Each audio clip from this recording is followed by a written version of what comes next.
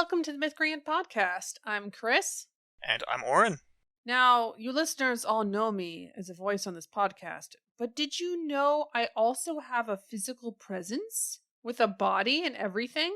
Whoa. I know, right? Like I actually exist in meat space. Sounds fake. Citation needed. I'm a full-blooded, nuanced person, but that doesn't mean I'm going to let anybody see video. No, obviously not. I mean, you gotta get the class for that. It's true. You take tension and hooks, you get to see a video of Chris's face. Yep. That's totally worth the all the money of the course. It's just seeing my face. That's what it's about. But on this podcast, you just have to do with our bad voice imitations if you want to see another side to us. So this time we're going to be talking about nuanced characters. We shall indeed, but first, I would like to give a nuanced appeal, that doesn't mean anything, but go with it, that if you've been enjoying the podcast, we could use your help. We are currently looking for transcription volunteers to help us make sure every episode launches with a transcript. We're grateful to our existing volunteers, and we want to make sure they don't get burned out. We typically send an episode out every 6 weeks or so at most, so if you're interested, you can just go to mythcreants.com/volunteer. Ooh, how subtle. How sophisticated. Yeah, people heard that appeal and were like, wow, there's layers to that. And the layers is that we would like more volunteers. I love the idea of layers because it just sounds so pretentious. And of course, I immediately think of The Other Black Girl, the show, where the main character is forced at her publisher because like an author that is really famous got mad when she pointed out how racist one of his black characters was. Yeah. And so when she's forced to give him an apology, which of course is terrible, Ugh. she's like, well, see, I didn't realize this character has layers. Each layer more racist than the last. Which, to be clear, this was a very good storyline. It was just hard to watch. It was hard. It was painful. The secondhand embarrassment of, oof, white people be like that. Ugh. But yeah, this time we're talking about character nuance or complexity. They're pretty similar. They both require that your character has more than one trait that defines them, although with nuance, usually the emphasis is on some level of subtlety. And we did not have an episode on either of these issues, which is just shocking. After 600 episodes, we've done everything except for this, apparently. Well, that's because we're a nuanced podcast, and we don't go for the obvious topics. Oh, we don't, do we? That's actually what I was wondering about. Is nuance synonymous with character development? Is a developed character automatically nuanced? We had a previous episode talking about how much development you need to do. Right. I think it's a very literary fiction idea that every character needs to be super developed, because in a story we have some characters that are central characters and some characters that are bit characters, and they have different roles. Hey, now, it's not just a literary thing, it's also a Blake Snyder thing, who is the most crassest commercialist you've ever encountered. It's true. It's true. And he also thinks every character needs an arc. Okay, Blake, calm down. Every single character. Every single one. Except villains. Villains never have arcs. Shut up. Oh, wow. So I would say that this is one thing that you typically do when developing a character further.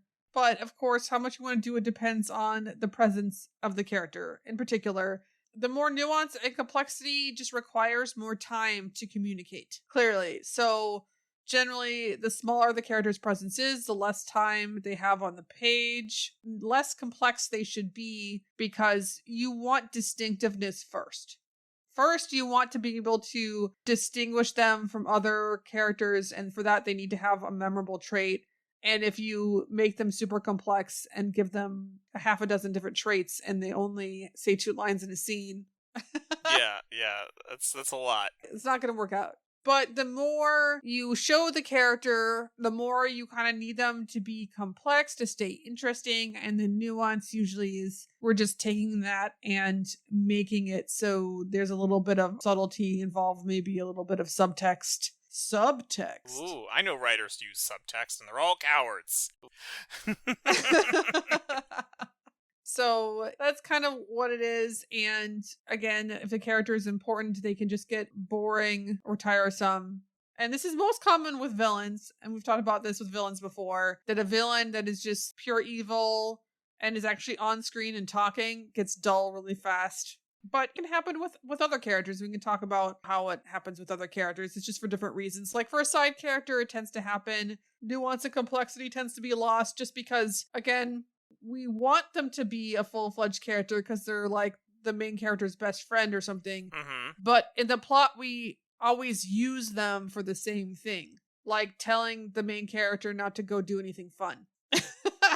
In which case, they end up feeling very flat when you want them to be more complex. Yeah. I guess what I'm wondering is if complexity and nuance are generally the same thing. So, like, to use a completely not controversial example, we have Firelord Ozai in the live-action Netflix adaptation, which, people don't have any strong opinions about.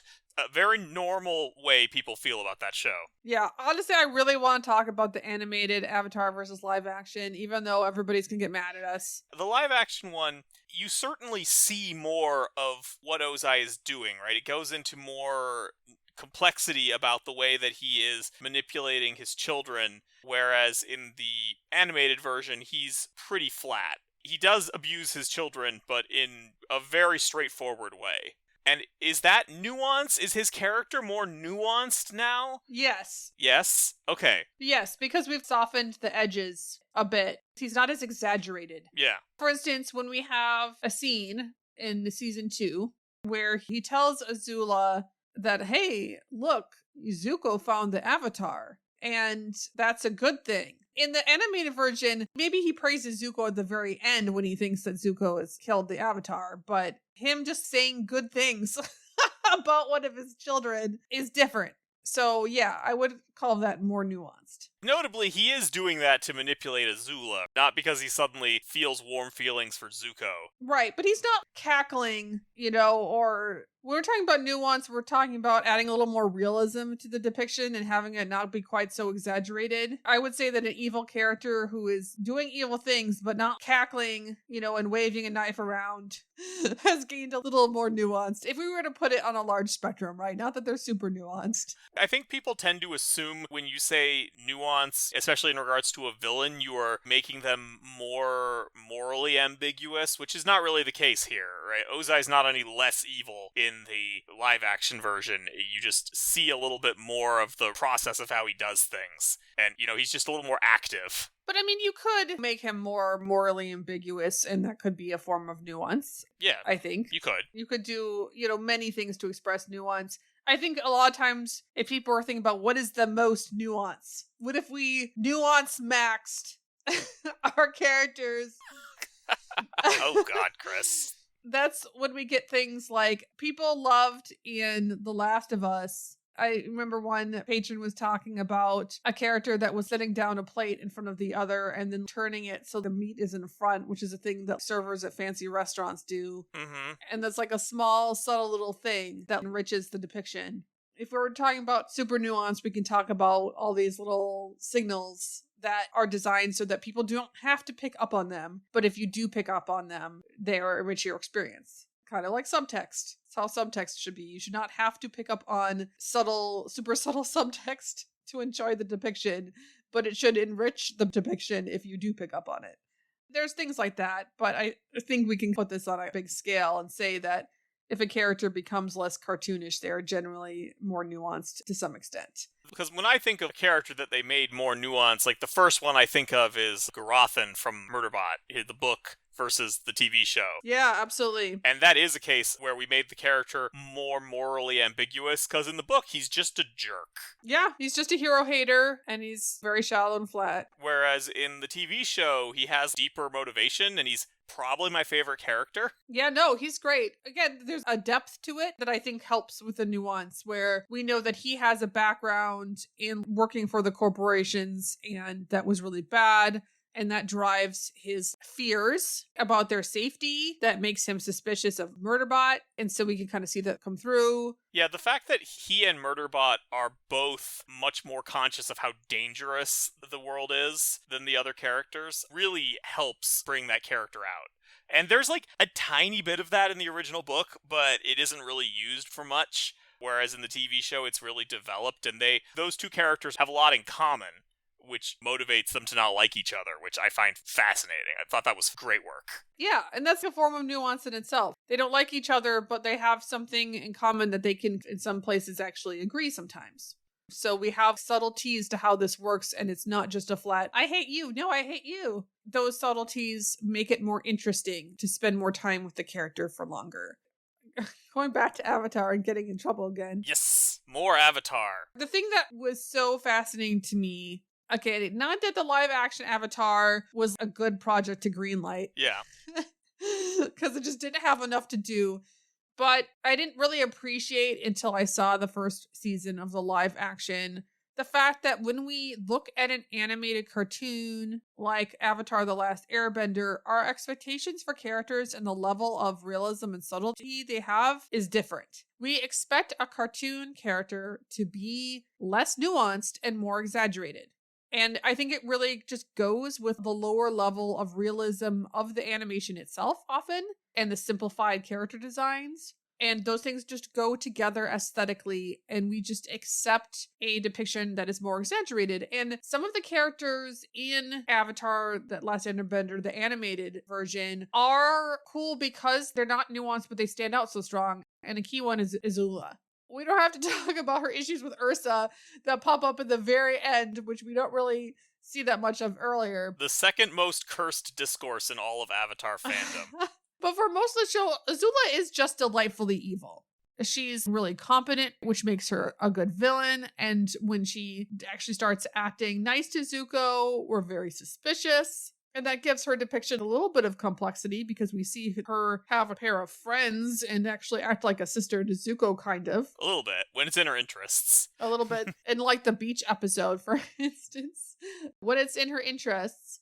But what's fun about her is just the fact that she's evil and good at it. And that's what we like. So, but when we take things into live action and we have actual actors playing the characters and it's not a cartoon anymore, it doesn't look right when characters act like their cartoon character. And so we kind of need them to have a higher level of realism to the way that their personality works and they act. And I thought it was fascinating to see how the showrunners aim to flesh out characters and add more nuance and complexity to them. Yeah. Some of them I like better than others. I really like Sokka. Yeah, I think he's goofy when he needs to be goofy, but also can be serious, and that just gives him a bigger range.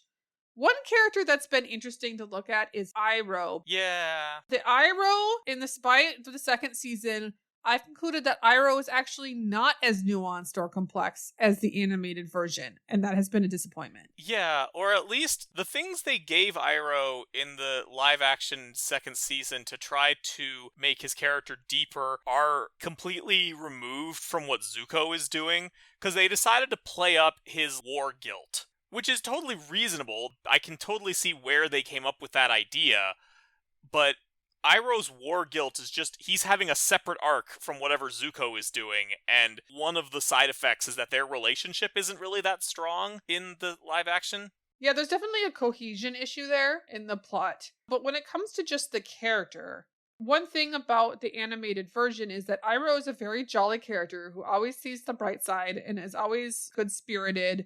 And then when we get to know him better, we see the level of sadness underneath sometimes.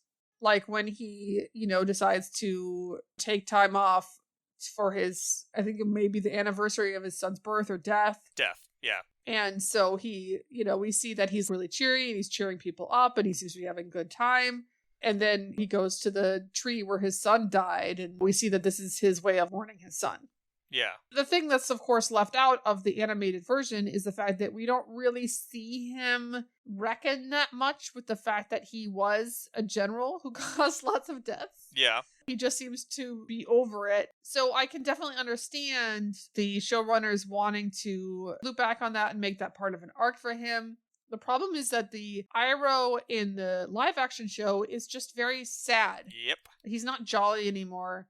And so when we bring in this background that would be sad, where his son died and he lost a war and he shouldn't have waged it in the first place because they killed lots of people, That doesn't add anything new to his character. It doesn't add any complexity or nuance. Now he's just sadder and he's just a sad sack.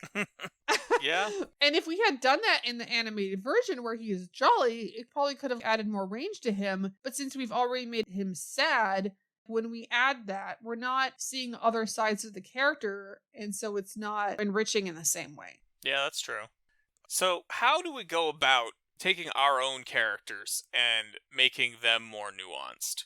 Can I just make them contradictory? Will that do it? Like, can I have one of them want to eat 1,000,000 cheeseburgers, but feel bad because they have concerns about agricultural ethics?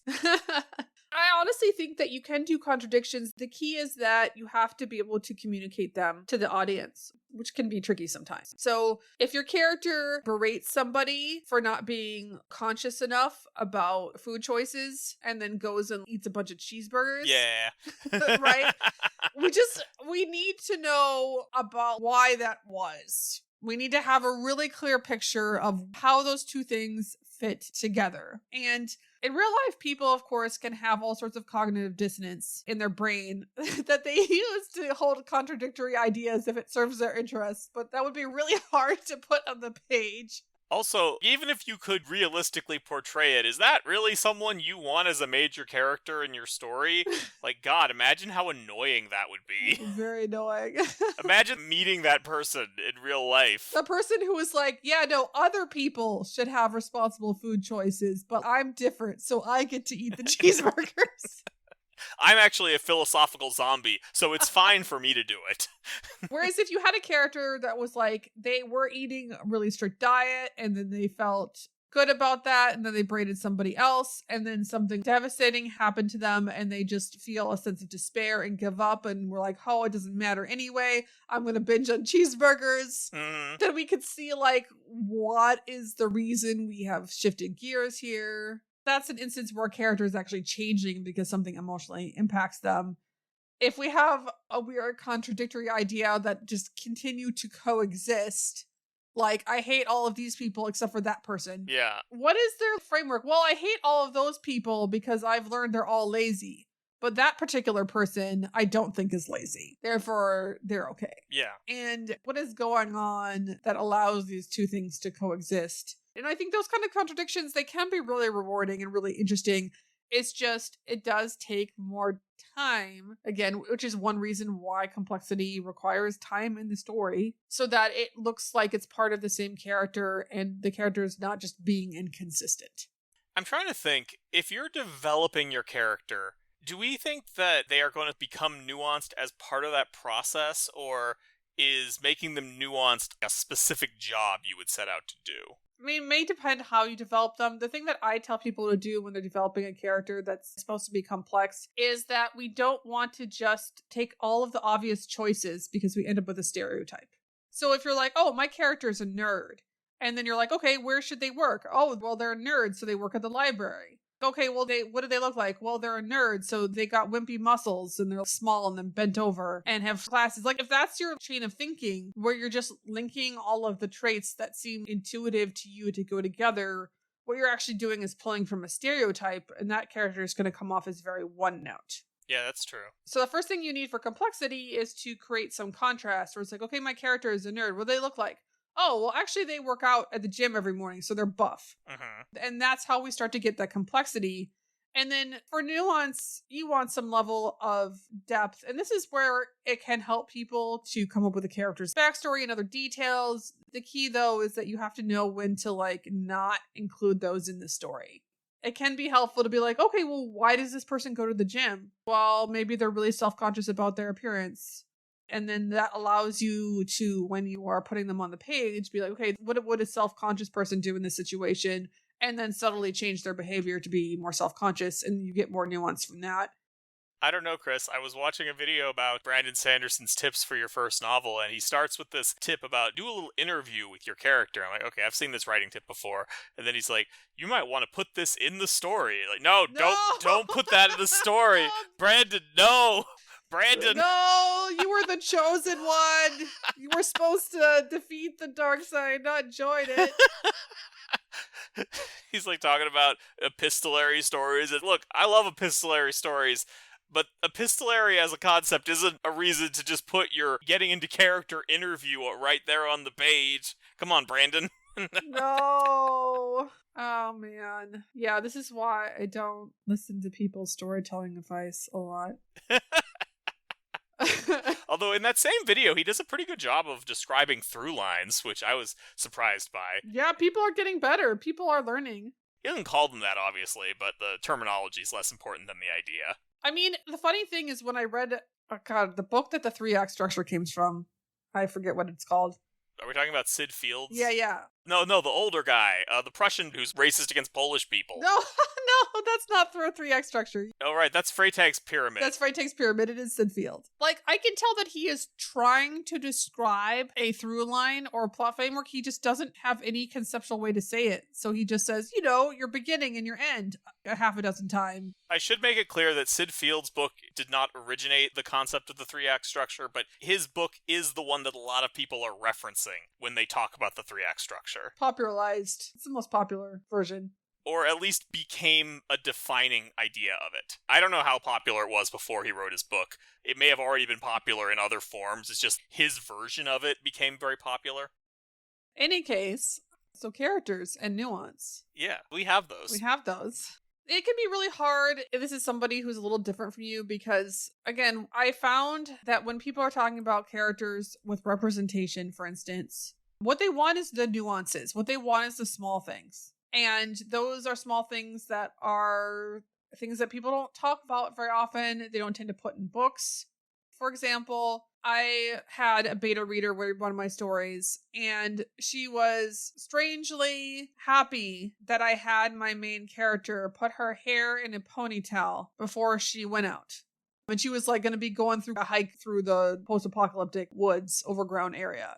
And it's one of those things that people who have never had long hair before generally don't know that you don't leave your hair down when you're working out or exercising because it's too warm. It's like having a scarf around your neck. And also it gets tangled and gets in the way.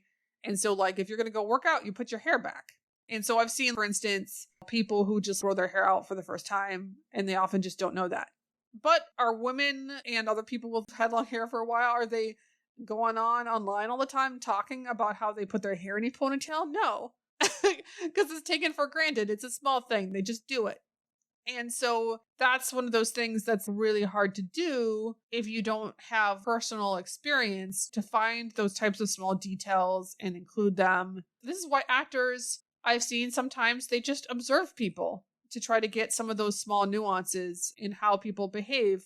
My sister's an actress, and she was doing a role that was a Hollywood rich housewife. She watched Housewives of Hollywood, or, whatever that reality TV series was, and looked at other people and was talking about things like they hug in a very specific way that's meant to not mess up their nails and makeup.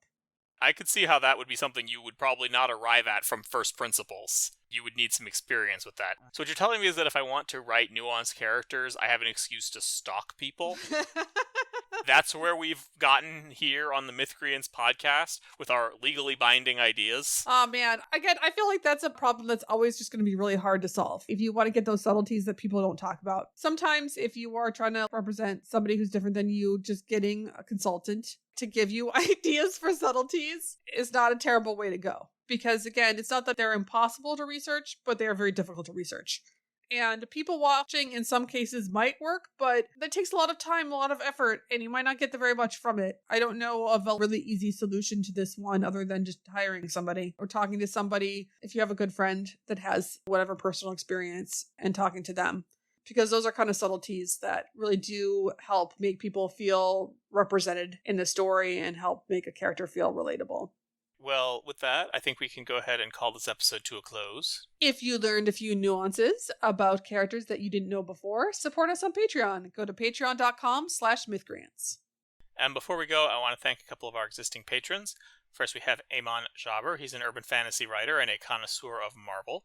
Then we have Kathy Ferguson, who's a professor of political theory in Star Trek. We will talk to you next week.